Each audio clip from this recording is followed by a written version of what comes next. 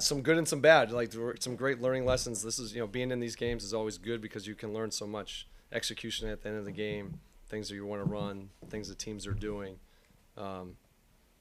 Some good, some bad, like I said, but like great learning experience. Like those are the things that are going to help stack things that we want to do when we keep building this thing the right way. So I thought we, did some good things down the stretch. Definitely things we can work on though. Alex played with really well finishing inside. He seemed to play with a real force at times. What did you see that allowed him to do that?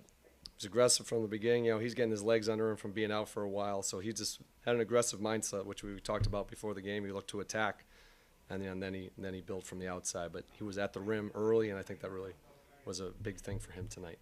When he got to the rim, he seemed really effective. What did you see?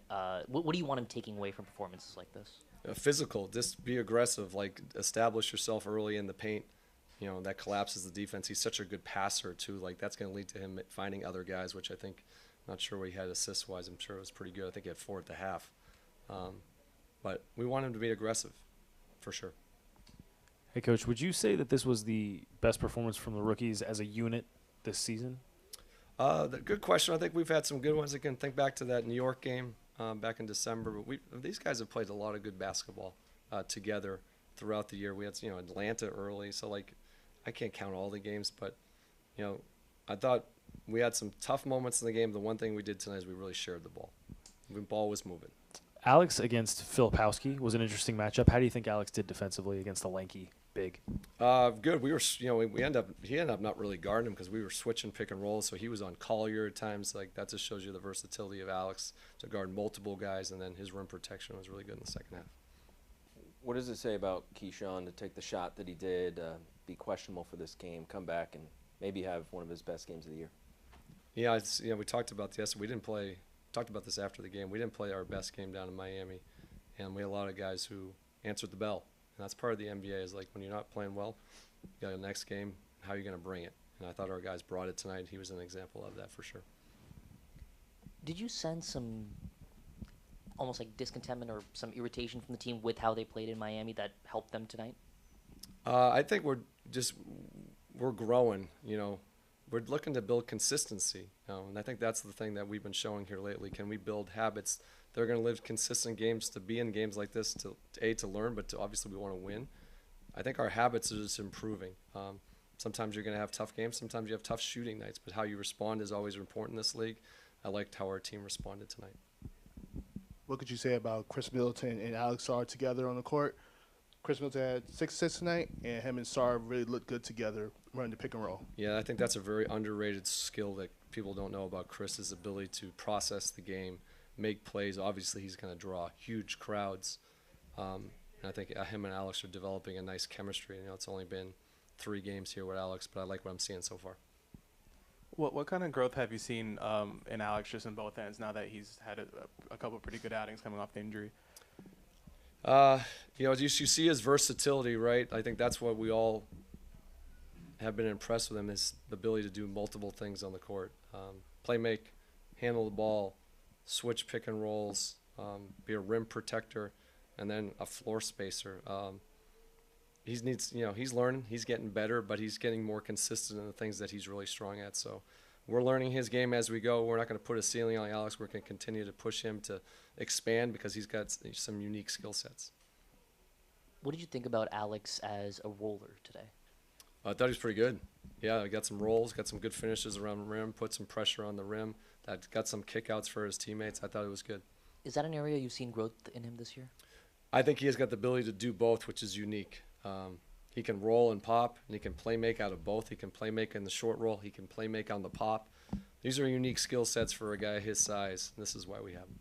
And then I'm curious, just as someone who's been around the game of basketball for a really long time, with Utah, them having so many guys out with rest or injury management, they're obviously in a situation where they're looking for draft odds a little bit. How do you view a situation where a team isn't necessarily maximizing their night-to-night capability to win?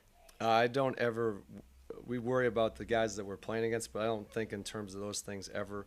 We're focused on what we're doing here. I got great respect for the Jazz organization and what they're doing, but we're focused on what we're building on a day-to-day. I don't have enough time to worry about the other 29 teams. Coach, I'm looking at the field goal attempts stat.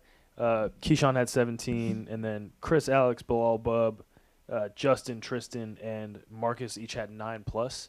In terms of spreading the wealth to get the opportunity to shoot the ball, how much do you think that the arrival of Chris and Marcus has led to that? I think we were playing that way beforehand. I think they just you see it more because they fit into how we play. We were been a ball movement team, multiple ball handlers, multiple guys making decisions all year long. They just fit into that, and obviously they have experience, so it looks good too. But they're developing into our chemistry with our own guys that we have.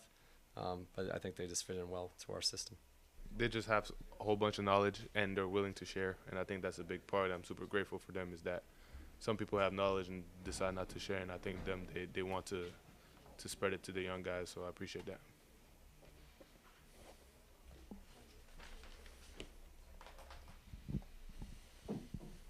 Hey, Kyshawn. How did the jaw feel? Like, what was it like kind of overcoming that to play? Oh, it was all right. I mean, I got obviously elbowed a couple days ago, and medical staff made sure I was all right, and I just came out to play. That's it. You're showing up really well in like hustle stats, like loose balls recovered, and like the amount of like ground you cover in a game. Can you explain kind of your mindset and your approach to the game in that regard? Just trying to set the tone for what's coming. Obviously, we're not where we want to be win-wise, and I think we're building for something bigger in the future. And I think it starts where it has to start, which is now. And there's no reason you wait for next year or wait for 2 years. I think the earlier you set the foundations, the better it is. And one of those stats is like your average speed on the court. It's the same as Corey's, and he's kind of known for moving a lot without the ball. What have you noticed from him, and what do you attribute that to, that you're kind of on the same level as him in that stat? I'm just trying to pick up and put myself in the right position constantly, whether it's on offense, on defense, trying to, get open, make the right pass, the right cut to free up somebody. Even if I don't get the ball, I cut, somebody's going to get a wide open shot. Or on defense, trying to, rotate early. Also be active with my hands, a whole bunch of stuff. I tried to be active on the court because, again, set the foundations. Kyshawn, you, Alex, and Bub are all huge parts of the win tonight. How does it feel to see all three of you guys perform so well at the same time, and especially since how much you've grown together over the year? Yeah, it's just super fun. You just see the evolution day to day. We work together every single day. We're getting better together every single day. That's just super promising for the future. And in terms of your shooting, do you feel like you've gotten better at threes over the course of the season? Obviously, that's one of the biggest parts of your game. Or do you feel like you still have some room for improvement for this season as well? There's definitely room for improvement, but the numbers say I got better. But I think there's so much more I could show, and be way more efficient in that part. But I trust my work, and I'm confident on my shot. And if I'm open, I'm gonna let it fly. What are the steps you want to take to become more efficient from three? Like, what are the things outside of just the raw percentage that you want to be better at? Just my discipline. Shooting the ball every single time the same way. Just little details. But again, I know I'm going to put the reps in. I know I'm going to be disciplined, and it's just going to come. How comfortable do you feel shooting off motion? I feel good. I feel good. I could shoot off the dribble, off motion, catch and shoot, whatever. Just put the ball in the rim.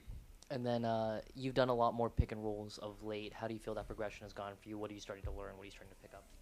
I'm comfortable. I'm comfortable. I've played point guard most of my life, and it's just cool to be able to, get back to that in some sort of way. And I'm just trying to make the right play, the right read every time. So, yeah, I like it.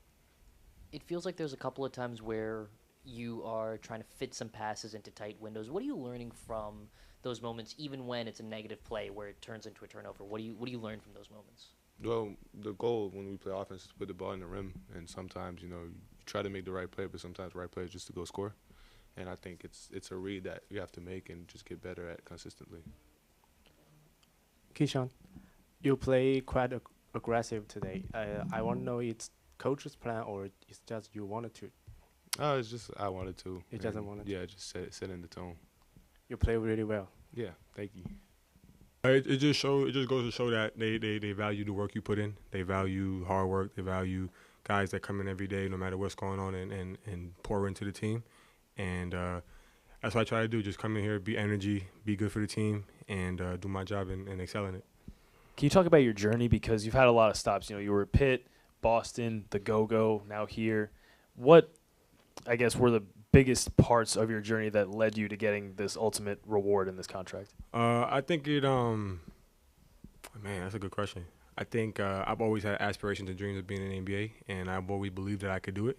And I think that the turning point for me was when I got to Sioux Falls, when I got away from Toronto. I had a really good coach and good team out there, and they instilled a couple things in me that kind of stuck with me, like just the toughness, the grit, and always to believe in myself. And then once I got to DC, it was just like kind of the same thing. Like they kind of revamped it and told me like, yo, we believe in what you can do, and we think you're an NBA player. So it kind of just like the confidence just went up, and I just kept putting the work in. And it's good to be around people that believe in me and let me be myself. And, I'm super grateful, super happy, and I love it here.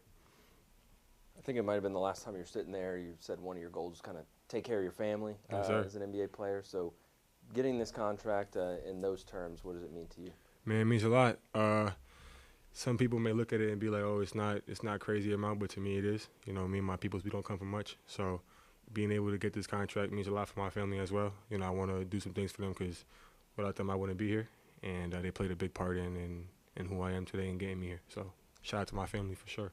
And speaking of your family, your brother, tweeted, proud isn't even the word. I know he's been really proud of your journey. So what's it been like kind of sharing this moment with him? It's dope, man. We dreamed of this since we was 5 years old. Both of us playing in the NBA together. Now both on standard contracts. So it's just dope. I'm glad I get to experience it with him. That's my boy, and putting a lot of pain for this. What advice would you give G League players who's trying to get in same position as you? First thing I would probably say is just don't give up. The G League can be a tough place to play sometimes. It's not always clear and cut. It's a lot of ups and downs that go with it.